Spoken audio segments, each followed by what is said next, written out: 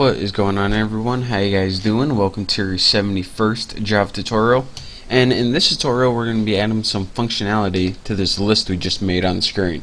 So let's go ahead and inside our constructor still, let's go ahead down a couple lines, and what we want to do is add a selection listener to this list. So what we want to do is put list.add list. Whoa, look at that, already has it for us. Add list selection listener, and then go ahead delete this because we're not going to need it. And we're going to make, just like last tutorial if you saw, another anonymous inner class. So go ahead and in your first line of the parameters for add list selection listener, what we want to do is make a new anonymous class. And remember, this is just an easier way of handling it. So put new list, let me see, list selection listener, just like that. It's going to take no parameters, and we should say must implement method value changed. So this is pretty much says whatever class we made implements list selection listener. It's just an easier way of bypassing it. The thing is, we need to make a method in here called value changed. That's what it's telling us right now. So in order to fulfill our duties of implementing it. So let's go ahead and make public void value changed, and all this is pretty much what you need every time you make a JList. So let's go ahead and for the parameters for this is list selection event, and go ahead and type event, and now we can go ahead and start doing the stuff that we want to do. So pretty much aside from this, all of this stuff is pretty much built in Java, and you need this every time. It's none of your own custom stuff. So it's just an easier way of adding some event handlers to your program. So now that we got all this housekeeping stuff done, let's get into the good stuff. What do we want to do when a user clicks one of the colors? Well, what we do want to do in people language is select that color and change the background to that color. So actually there's three different layers on our window. The first, there's a background, there's a content pane, and there's something called, I think it's called a glass pane. Now the content pane is on top of the background, so they have it set up really weird. You need to actually access the background through the content pane in order to change the background. So the first thing you need to do is get content pane like that, and the second thing you need to do is finally we get to our background. So let's go ahead and set background just like that, and I spelled that wrong. Background, that's a little bit better, and there we go, my error goes away. And so what do we want to set the background to?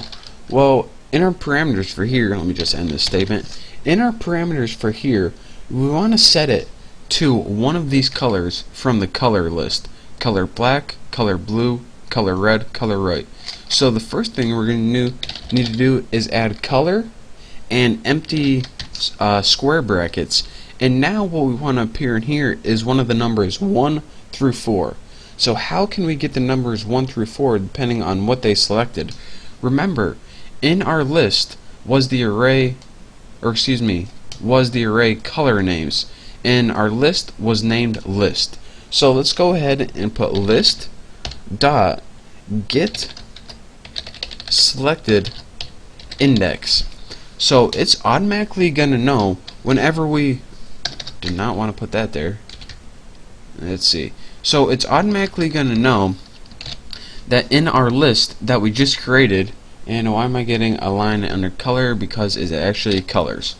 There we go. So whenever it clicks our list, and by it I mean we, it's automatically gonna know if we click the first, second, third, or fourth item in our list. It's gonna get that number, and it's gonna say, alright, if you click the third item in our list, I'm gonna pass 3 in for here. So colors 3 equals, let's see, colors 0, actually 1, 2, 3. So it's gonna be red.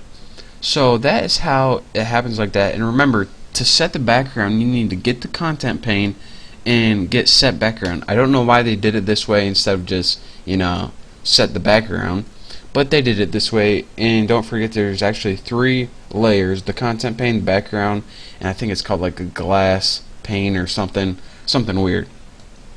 So that's that for this tutorial, and let's actually run this program and see if it works. So as you see, by default it's nothing because we didn't set it to default value. Now when you click black, blue, white, red, blue, red, black, white, in any order, then that's pretty much just what happens. So one more time, let me walk you guys through that. The first thing we did is import all our stuff. Make sure you have those. It's key, trust me. And let's see, let's get to the important stuff. We made a list, which was a variable for a list. We made the color names, which is what we saw on the screen, and we had it correspond to the colors so that Java can understand it using the special color.black. Next, we made a constructor with a title, a layout, yada yada yada. We made a list and we set it equal to JList color names, which were the options that the user can see. Set the visible row count, which was 4 options by default. Then we made a single selection, so you can only select one at a time. And we made a JScroll pane, which gave us a scroll window if necessary. Next, we added all this stuff, which is pretty much the default stuff you have to add in Java. And finally, we added this little line right here. We went to the content pane so we could get to the background, and then depending on what index they clicked, we corresponded it to that list of colors that we made up here. So 1 is black, 2 is blue, 3 is red, 4 is white. So that is how we did that, and that is how we made an awesome little program. And look at this. How awesome is that? Seriously.